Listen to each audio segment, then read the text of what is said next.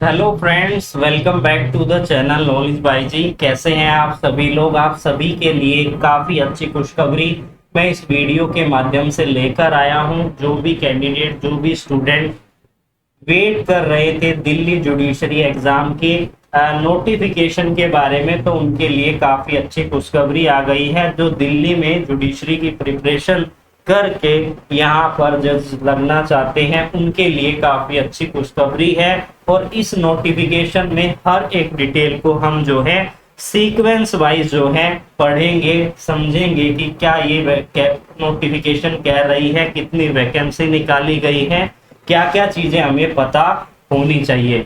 तो जितने भी स्टूडेंट हमारे साथ जुड़े हैं इस वीडियो के माध्यम से, उन सभी को मैं तहे दिल से शुक्रिया करता हूं। और जो प्रीवियसली हमारे साथ जुड़े हुए हैं उनको भी तहे दिल से शुक्रिया करता हूं हमारे साथ जुड़े रहने के लिए। जो नए कैंडिडेट आए हैं उन सभी के लिए मैं एक इंफॉर्मेशन दे देता हूं कि हम डेली एमसीक्यू की प्रैक्टिस करते हैं, जो आपके प्रीलिम्स पर्पस के लिए काफी इंपॉर्टेंट है। चाहे आप किसी भी कॉम्पिटिटिव लो की तैयारी कर रहे हैं, तो प्रीलिम्स के क्वेश्चन की प्रैक्टिस होना आपके लिए बहुत ही जरूरी है। तो पढ़ते हैं क्या कह रही है ये नोटिफिकेशन। सबसे पहले तो हमें पता होना चाहिए नंबर ऑफ वैकेंसी कितनी निकाली गई है। तो 53 वैकेंसी निकाली गई है। और किस तरीके से सिलेक्शन होना है ये यहाँ पर दो स्टेज में डिवाइड किया गया है। सबसे पहला आपका ऑब्जेक्टिव टाइप टेस्ट होगा, जिसे हम प्रीलिम्स टेस्ट कहते हैं। ऑब्जेक्टिव टाइप ये टेस्ट होता है जिसमें कि 25% की नेगेटिव मार्किंग है। इसको भी आपको ध्यान में रखना है। इसी तरीके से आपको क्वेश्चन का जवाब देना है, ताकि आप गलत जवाब देने पर आपको कितना जो है नुकसान होगा, इसको ध्यान में रखते हुए आपको प्रीलिम्स की एग्जाम की तैयारी करनी है। अगर आप प्रीलिम्स में सेलेक्ट हो जाते हैं तो आपको मेन एग्जाम में एंट्री मिल जाएगी और आपको सेलेक्ट कर लिया जाएगा। फिर आपको मेन एग्जाम देना है। मेन एग्जाम देने के बाद अगर आप सेलेक्ट हो जाते हैं तो फिर आपको इंटरव्यू के लिए बुला लिया जाएगा। मोस्ट इम्पोर्टेंट डेट, इस डेट को कोई भी कैंडिडेट नहीं भूलेगा। जो भी फॉर्म भर रहा है वो तो भूलेगा ही नहीं, जो नहीं भर रहा है उसको भी पता होना चाहिए कि ये हमारा एग्जाम, ये जो है कैंडिडेट का एग्जाम इस दिन हुआ था, ताकि वो और कैंडिडेट से इंफॉर्मेशन ले सके कि सर आपका एग्जाम कैसा हुआ। ये जो डेट है 10 दिसंबर 2023 संडे का दिन है। 11 AM से लेकर 1:30 PM तक आपका एग्जाम होने वाला है। तो इसके लिए आप तैयारी कर सकते हैं, हमारे साथ जुड़ सकते हैं। हम जो है डेली AIB की प्रैक्टिस जो है आपके लिए करवाते हैं, क्वेश्चन लेकर आते हैं, जो कि आपके प्रीलिम पर्पस के लिए काफी इंपॉर्टेंट है। बात करते हैं एलिजिबिलिटी की, कि एलिजिबिलिटी क्या है कैंडिडेट की इस एग्जाम को फिल करने के लिए। तो यहाँ पर इस नोटिफिकेशन में 3 एलिजिबिलिटी बताई गई हैं। सबसे पहली है कि वो एक इंडिया का सिटीजन होना चाहिए, या वो प्रैक्टिस कर रहा हो as an advocate in India, या फिर एडवोकेट एक्ट 1961 के अंदर वो एडवोकेट के लिए क्वालिफाई हो। और यहाँ पर तीसरी इंपॉर्टेंट चीज है कि आपकी एज में यहाँ पर जो है कंफ्यूजन हो जाती है। एज जो है 32 ईयर से ज्यादा नहीं होनी चाहिए, और ये जो है कंसीडर की जाएगी फर्स्ट डे ऑफ जनवरी से इस साल के। ये चीज आपको ध्यान में रखनी है। बात करें एज रिलैक्सेशन की, तो SC ST कैंडिडेट को 5 साल का एज रिलैक्सेशन दिया जाएगा।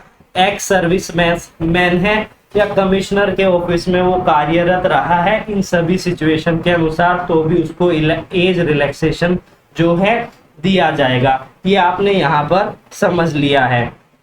पर्सन और डिसेबल पर्सन के डिसेबल अगर कोई पर्सन है तो उसको 10 साल तक का जो है एज रिलैक्सेशन दिया जाएगा।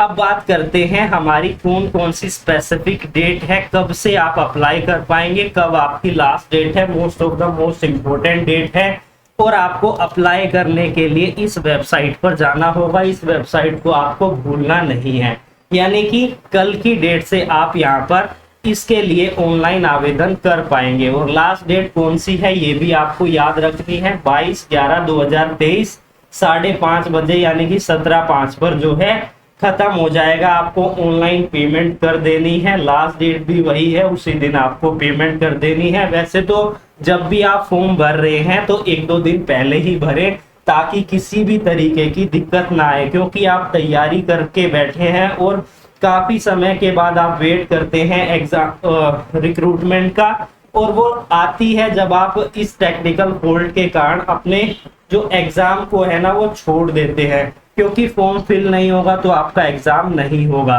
बात कर लेते हैं फीस के बारे में। तो फीस आपकी नॉन रिफंडेबल है, रिफंड आपकी नहीं होगी। बात करें किसको कितनी फीस पे करनी होगी, तो जनरल कैटेगरी के कैंडिडेट के लिए 1500 रुपये फीस है। इसके अलावा अगर आप रिजर्व कैंडिडेट है, SC ST है, या फिर हैंडीकैप्ड है, डिसेबिलिटी है 40% की, या आप कोई भी अदर जो कैंडिडेट है उनके लिए जो कि रिजर्व है उनके लिए 400 रुपये फीस है। इस चीज को आपको ध्यान में रखना है। इसके बाद इस नोटिफिकेशन के अंदर आगे जो है कैटेगराइज की गई है कि किस कैटेगरी की कितनी वैकेंसी है, जनरल के लिए कितनी है, SC और ST के लिए कितनी है। तो आप जिस भी कैटेगरी में आते हो उसके अनुसार जो है आप अपने अनुसार देख लीजिए, और कितनी आपको तैयारी करनी है ये बहुत इंपॉर्टेंट है। कैटेगरी वाइज करने का केवल एक ही मकसद होता है। तो यही नोटिफिकेशन थी। आई होप आपको पूरी नोटिफिकेशन जो है डिटेल में समझ में आ गई होगी।